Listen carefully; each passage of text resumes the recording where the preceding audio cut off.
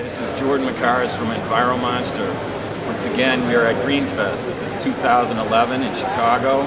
We're here to see all the green innovators, entrepreneurs, all the great ideas, and there's always great energy down here.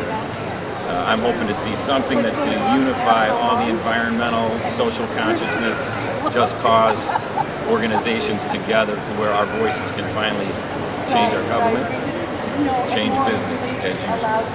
Peace. All the way around the world.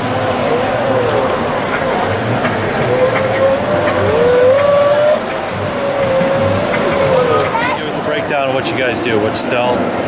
Well, we're Manitoba Harvest. We're a hemp food company based in Winnipeg, Canada, and we manufacture hemp products. We've got a whole line of hemp foods, hemp seed oil, hemp protein powder, shelled hemp seeds, non-dairy hemp milk.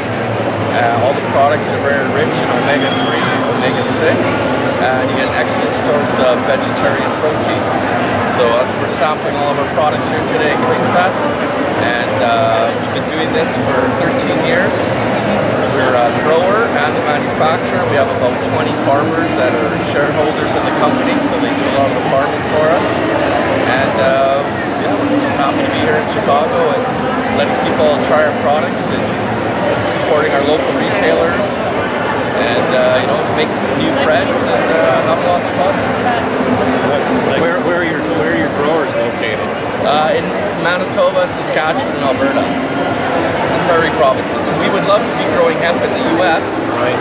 I could tell you. I could hear your Canadian accent. Yes. So as you know, hemp is illegal to grow in the U.S., but we're a big supporter of Hemp History Week, and work with Dr. Bronner's and all the other hemp-based companies, and we're really pushing to get hemp growing in the U.S. because we want to be growing. We've got North Dakota farmers, we've got farmers in the Midwest in the U.S. that are ready to grow, so we'd love to be growing hemp in the U.S.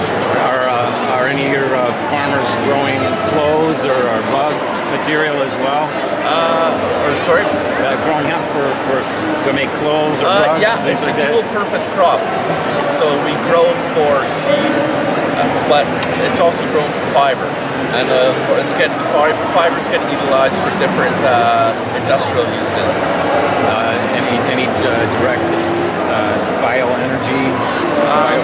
More for textiles, non-woven textiles, insulation, but mainly into textiles and industrial non-woven uses like carpet backing and How much of the plant gets used? Everything. Awesome. What doesn't get used gets tilled back into the soil, right? Which is the leaf.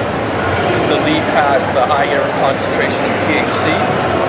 Well, we would love to use the leaf and just powderize it and make like a green, like a super chlorophyll powder, kind of like wheatgrass. Right. But right now it's only the ground can get high.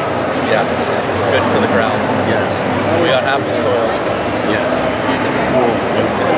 Dandelions and hemp have been outlawed far too long. No kidding.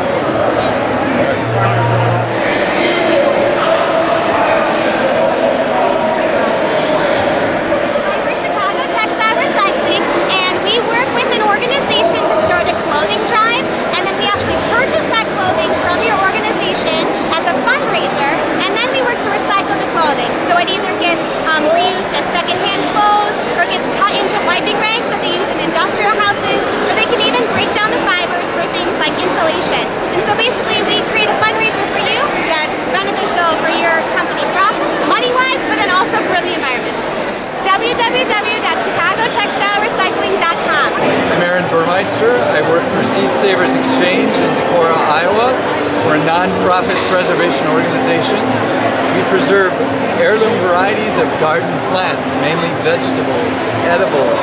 We have an 890-acre farm in northeast Iowa, in Decorah, Iowa, and we grow out the different things that we maintain there. So we store things as long as we can in freezer storage, and then when the viability gets too low that we need to be concerned, then we grow it out to regenerate a fresh seed stock. Our main emphasis is these heirloom varieties of plants, most of which are not readily available commercially anymore. So we are concerned about the erosion of crop biodiversity, and this is one grassroots way of addressing that problem, is giving this option to average consumers, that there are more choices besides what's just available from standard seed companies or what you can buy in your grocery produce aisle. It's a healthier way, we believe, of eating and just living, of course, being a better steward of the environment. It's critical DNA storage. Right. You know, I mean, it's genetic material that once it's gone, it's gone. It is, right. So that's very important that we do what we can to be a hedge against that erosion of biodiversity. Being an organic grower, what do you feel is like a safe perimeter, a moat, if you will, to protect you from chemicals leaching from non-organic type growers or worse neighborhoods? I have to say, I don't know if there are rules which govern what happens below ground level.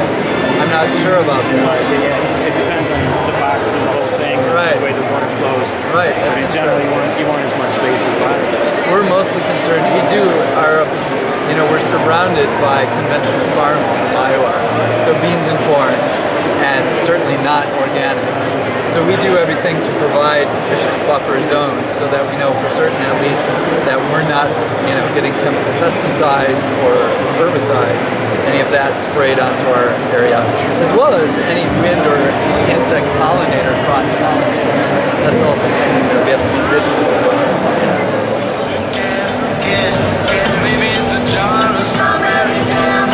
Hi, I'm Jeff Goldman with the Fair Trade Resource Network, and we're here at the Chicago Green Festival celebrating World Fair Trade Day. It's the largest fair trade event in the country. 100,000 people are getting together this week to celebrate the benefits of fair trade for artisans and farmers in poor countries overseas. There's lots of certifications and brands and products that are fair trade. It's widely available now. And so we're helping to provide resources mainly from our website at ftrn.org to educate people and spread awareness and demand for fair trade and an ethical way of doing business. What would you say is the fundamental, or a couple of the fundamental foundations for fair trade? What makes trade fair? What makes trade fair is it gives more power to the low-income marginalized people by giving them training and organization to have a co-op. It also pays them a higher wage or price. It guarantees worker rights like environmental and labor standards, no inappropriate child labor. And it gets them market access because consumers want to support good business. And so it gives them market access through brands. So those are the kind of things that are really the underpinnings of fair trade. Does it also address environmental processes? Say in a lot of states, you might have a good environmental protection code, but then sometimes you can allow things to be imported either from other states or from other countries that are actually not environmentally sound at all. Yeah, fair trade has sustainability principles. A lot of fair trade goods happen to be organic as well. The majority coffee, chocolate is organic, it's fair trade. And so yes, it's about a long-term relationship so that the people and the environment involved in fair trade are all sustainable. And so it's long-term relationships, so it's very much about environmental sustainability as well. So how can people contact you or your organization? Right. To learn more, go to the website, Fair Trade Resource Network, ftrn.org. They can email. We've got a lot of free PowerPoints, brochures, films, books about fair trade, campaigns and activities. And there's lots of events happening throughout the year, including for World Fair Trade Day. You can find events in your local area. And so that's the best place to go to learn more. All right, good luck. Thanks. My name is Bob Borchardt. I own Harvest Moon Farms with my wife Jennifer. We have a CSA in Viroqua, Wisconsin that we serve the Chicago market. We have about 15 pickup points here in Chicago. 20-week program starts June 15th. Runs throughout the summer. You're eating seasonally, cutting out the middleman. In essence, food's coming directly from the farm into a box this size, which is this is our regular share. I'll let you cut to that. And if you're interested in getting more information, you can look us up at harvestmoon-farms.com. It was the guy telling me about it.